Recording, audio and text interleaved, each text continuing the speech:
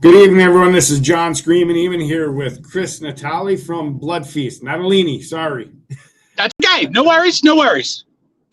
All right, Chris, who rounds out Yes. the current lineup? Who rounds out the current lineup of Blood Feast? So right now it is myself, of course, CJ. We have Rich on guitar, Dave on bass, and James on drums. That is the five of us right now in 2026 into the long future of Blood Feast. All right, so what's next for Blood Feast then? More shows, more traveling, and a brand new record. We're a little behind at this point. We do have one brand new song that we recorded that is done. We've been playing it live for the past couple weeks or past couple months, actually. It's called Horrify. That will be out probably by the time we play. See, this is where I'm going to hold the rest of my band. I'm going to hold their feet to the fire. I am saying the new song is going to be out by the time in September, by the time we play Rage of Armageddon Fest in Brooklyn. So all my boys will hear this tonight, and so now they're going to have to do it. But we've had that song that's been done for a while, and we're just looking to start writing for a new record. I talked to CJ over the weekend actually, and he sent me 2 songs. Both have lyrics, and I'm just working out the melodies and the spaces, and that's it, man. We're just kind of moving forward for the new record. All right. Well, who does the majority of the writing, or is it a collaboration, everybody? Well, at this stage in the game, since Adam's no longer with us, CJ is going to be probably most likely the predominant writer, but Rich also have some really cool riffs that he's been working on. But it'll probably be collective, but probably mostly guitar. It'll be Rich and CJ, I would imagine. Okay. And lyric-wise, same? Anybody that, wants to contribute. We do have one of the songs that CJ sent me, Dave wrote lyrics for, so I'm working on those. I wrote lyrics for another one that CJ has. So really, it's kind of, whatever makes sense for the song. Really, it's not even back, earlier when I was with the band, when it was a different lineup. It really wasn't. Adam obviously did most of the lyrics, but he also was just kind of collaborative. Whoever had something, let's throw it to the wall and see what sticks. All right. How do you guys keep that sound with a whole new band from that original?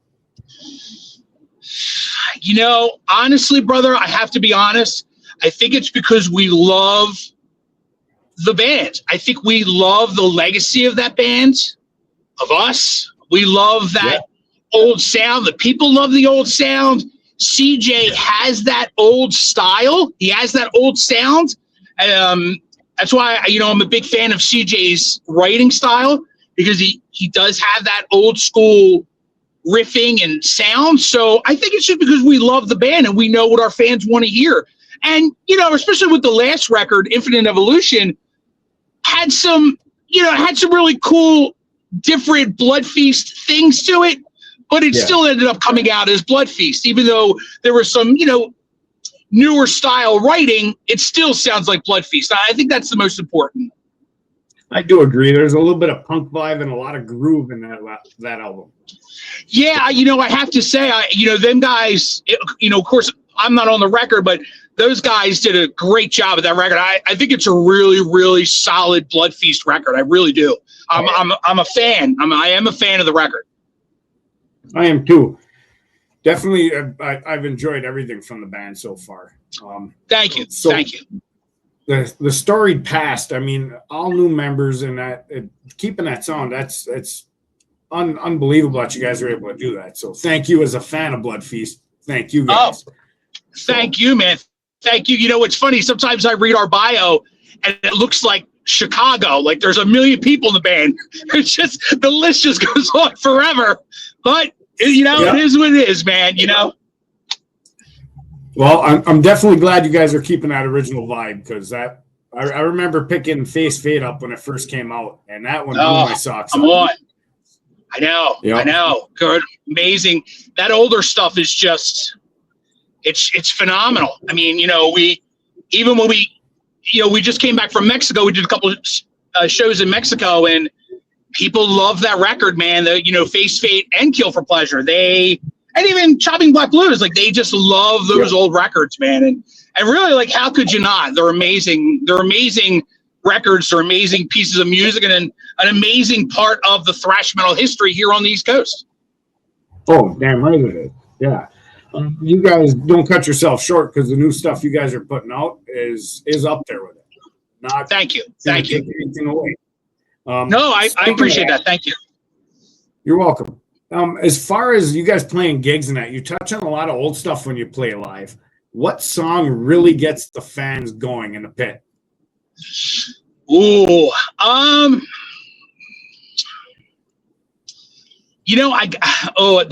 obviously Kill for Pleasure, obviously Menacing Thunder. Are you talking like the old school stuff? You talk about like the old school stuff? Kill for Pleasure, obviously Menacing Thunder. Chopping Black Blues always hits. Like, that's just one of those songs that it just rages everywhere we go. And I would probably say those three off the top of my head. We haven't played Face Fate since I've returned to the band, but it is something that's on the roster of songs that we're going to start learning for the next trek of shows. Okay, and what about from the new album, the last album, I should say? So from Infinite Evolution, I think we've been closing with Concubine, which actually was on the EP, but the new era. So from Infinite, probably Never Will I Die we've been in the set. Those guys were doing Ravaging the Loins of Mary. We have not done that yet. Never Will I Die always goes over. Always, always, always. That's just a solid, fast thrash song. So that's probably the one right now. We have been talking about working some other songs from that record into the set. So, but right now, the only one we're playing is Never Will I Die. And those guys were doing Ravaging the Loins before I came back to the band. Okay, I got to say, three songs really stick out on me in that one is Of Hell, Eye of Glass, and Evolution. Those three for me, I don't know. Those are my favorite ones off that last album. You know, it's funny. Someone else said that to me too about From Hell. And I was like, okay, like, I guess we'll have to consider throwing that in because, you know, if more than you yourself and if more, you know, other people are like, oh, From Hell's a great song, you know, that's something that we need to consider. So yeah, I'll talk to the boys and maybe we'll consider throwing that into the set. All right. So you did touch on already a little bit of what the next thing is that is. What drives you guys after all these years of playing? The fans. Yeah. The fans. I mean, we love what we do, and we love, you know, like I said, I'm going up to rehearsal tonight. We love getting together. We love hanging out. We love talking to each other and just the love and the bond we have as a band. And, of course, we love playing music. We love creating. We love living it. The fans. The fans are Blood Feast fans are something like no other. Blood Feast fans have been with this band like yourself since the early 80s, and we're in 2026, and they just love it. They still want to hear those songs, and they want to hear everything. Like, they don't, you know, they don't want to just hear the old stuff. You know what I mean? Like, we can do anything off any record, and they just love it. And that says a lot for the tenure of the band, no matter what record we're talking about, no matter who's on any of the records. Like, that just says something about the Blood Feast name. And Blood Feast to me has one of the greatest fan bases ever. I mean, they just love what we do. They love what we do. They love the music. And that's what really keeps us going, that next show, to see those fans. Yeah. Well, I'll tell you what, I was definitely excited to hear when Blood Feast was getting back together. In 2002, that teaser really got me going. And then again, they went away for a while. I'm like, well, shit. And then 2017 popped in. I'm like, okay, good. Now let's hope they're back. And so this is probably the strongest lineup, like tight group of friends doing this. Right? Thank you. You know, and nothing against my past iterations of this band, because there have been, you know, some of those guys were some of my best friends. Like, we all owe Adam Tranquilli, like everything, like without Adam and even Kevin too, like all those guys, without any of those guys, we wouldn't be where we are today. And Adam has kept this band up and running until recently. And, we owe a lot to that. And this iteration of the band is definitely an amazing one. We all, we're just a different collective group where we look at things a little bit differently, and we're having a blast. We're having so much fun together, and it shows on stage. And if you see any of our live footage from the past few months, you can just tell we're having an absolute blast. Yeah, so I didn't mean any disrespect to the previous members with that question. Oh, no, not at all. Not at all. I just want to make sure that people understand, like, even though we're in 2026, like in this amazing lineup, the other lineups were just as amazing. They're just different. You know what I mean? Yeah. Yeah, I do. So your mascot, let's say, right? That variation of that vampire type undead. Does he have a name? What do you guys call him for people who aren't familiar with you guys? I think I'm gonna have to ask CJ when I see him today. I think they called him Freddie. I think I got to tell you, in all the years I've been in this band, I think we've had this conversation one time, and I want to say Adam told me Freddie, and I may be wrong in that. And if I'm wrong, what a horrible lead singer of this band I am. But I think I think it's Freddie. I will get back to you on that. I promise. All right. The artwork is the reason why I picked the first album up. But to be honest with you, remember the record shops back in the day, just thumbing through, looking at cool shit. And when come on, man, you couldn't pass it up.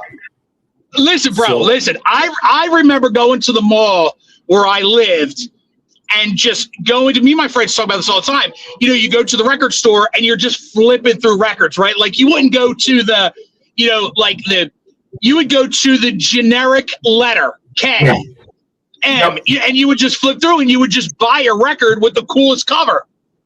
Absolutely, hands down, absolutely. Yeah, another one that I picked up that way was Pestilence, Malleus Maleficarum. I saw that album cover and I was like, that was too different to pass up. And boy, that one surprised the shit out of me. So it's amazing. How could you not? Yeah. It's amazing. Yeah. So change gears a little bit. Your take on the current industry right now. How hard is it to get heard? Hard. It's hard, brother. It's really hard. You could have the best record on the planet. You could have the best talent in your band.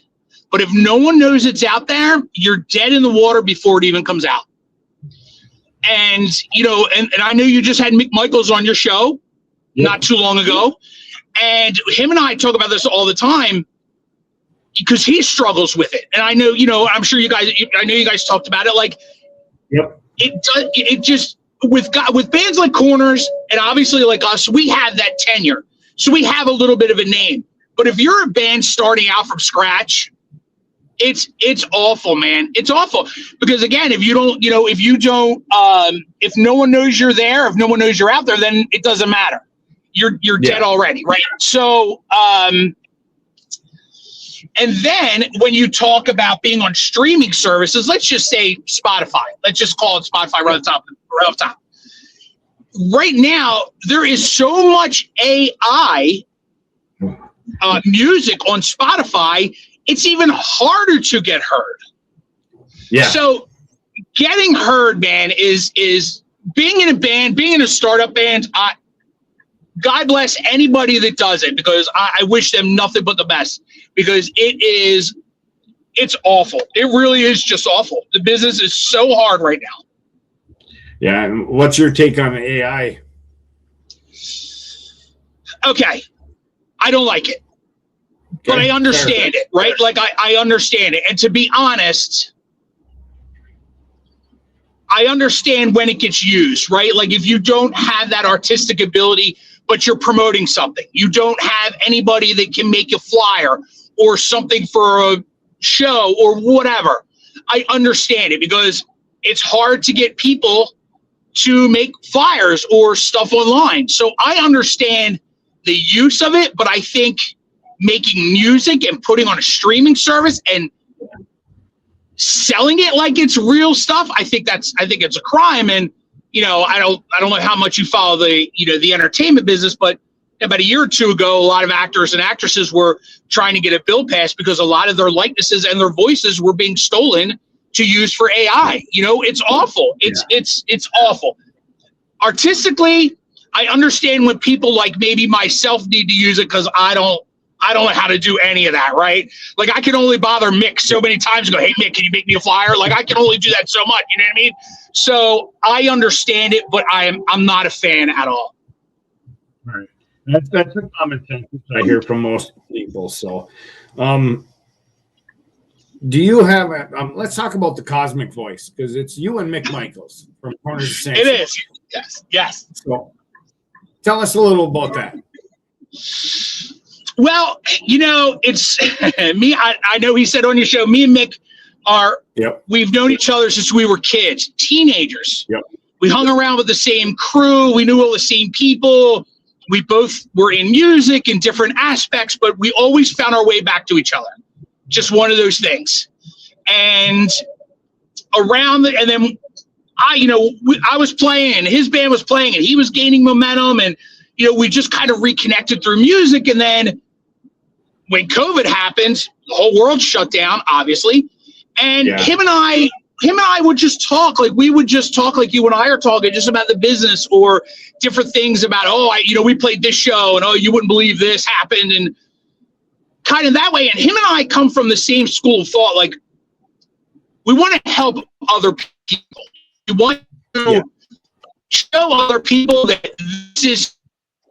Our first episode was about success. What does success mean to you?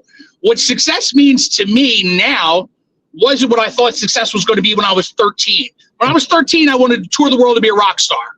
Well, now it's 2026 and I have toured the world, just not in an arena capacity, right? And that's okay. To me, that's success. I did, I'm blessed to be able to do what I'm doing. So we always had this thing where we wanted to tell people this is possible. We've done it. Now we're going to show you how to do it. And at the time, podcasts were happening and they were getting high because people were sitting around doing nothing. And he was like, hey, man, do you want to do a podcast about the music business? And I say this all the time. When Mick asks me to do something, I just say, I don't even let him finish the sentence. I go, because I know if Mick's going to do it, it's going to be good and it's going to be done right. And to be honest, the Cosmic Voice and the success really is about him, because he really does more of the editing and, off the scenes kind of stuff. He does all that. I just show up, plug in a mic and just talk. He really kind of does the real bulk of the work. So the success that we've had has been pretty amazing with this podcast. We're just two guys from Norristown that knew each other as kids and who were just, aging musicians, just, writing music and traveling and playing. And it's been really good. And we've had a blast doing it. I love to do it. And to share those experiences with other people is awesome. Even our successes and our failures, we talk about it all, no matter how bad. We're open and we're honest. And I think that's why the show is so successful. Yeah. All right. What is something you would want, like a message for your fans? Message for my fans. Wow, man, that's a heavy question, bro. I mean, the fans of this band, or if you just want to say fans of me in any aspect of what I've done, I mean, I'm just blessed. I don't know what message it could be. All I can say is when I step on stage, and we'll just say for Blood Feast, but when I step on stage and I see the smiles, to me, warms my heart. And it's a feeling I don't think I can ever express to people. When you're as blessed as we are and we get to travel to other countries and other cities, and the people just love that you're there. There's nothing better, man. There's nothing better. They can't even speak the language. They can't even speak English. And they love that you're there, man. And I love being there. And I guess my message to fans is I love you. Like, I don't know. Yeah. It's such a really heavy question, but I love them and I appreciate every opportunity to talk to them and to take a picture and, to answer a message or hello on social media, like whatever. It doesn't matter. Anything. I appreciate anybody that takes the time to come and see me or Blood Feast or, whatever I'm doing at the time. Like, I love them. That's a heavy question. It's a really hard answer, but I guess I would just say, thank you. And, I love you. And, I hope to see you again. All right. That works. In wrapping, do you want to give us your best metal scream to close out the segment? My best. Okay, I'll tell you what. I'll do because I'm not warmed up for Blood Feast yet. I'll give you my best death metal. How's that? Well, hell yeah. I'll take it. Is that good? Is it good? Okay. Oh, yeah. Oh, how's that? Good? That works. Chris, brother, it's been fantastic having you on. John, thank you so much. I'll definitely be in touch and look forward to sitting down. Love to have the whole group one day. Let's do it. I will hook that up. Let's do it. All right, sounds perfect. Chris, have a good rehearsal tonight. Thank you, John. I appreciate it. Thank you, man. Keep thrashing. Have a good one, my brother. Peace out, brother. Have a good one. Peace out.